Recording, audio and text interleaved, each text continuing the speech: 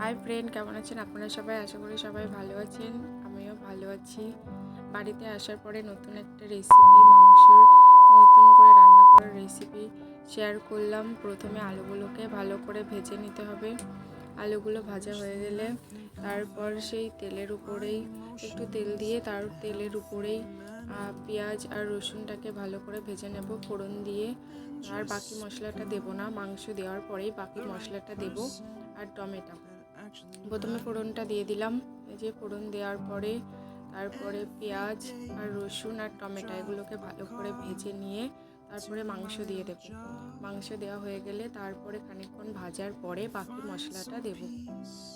টেস্টটা খুব ভালো আসে, এভাবে রান্না করলে খুবই ভালো লাগে খেতে। যেহেতু ওখানে মিক্সিতে পেস্ট করতাম, তার জন্য সব কষানোর পরে আর এখানে জল ঢেলে দিয়েছি, গরম জল দিলে ভালো হয় মাংসই। তারপর ঢেকে ঢেকে ফোটাতে হবে, একটু বেশিক্ষণ ফোটাতে হবে, কারণ খাসির মাংস গ্যাসে রান্না করছি। তারপর এই যে খেয়ে নিলাম, সেই টেস্টি সেই স্বাদ। ও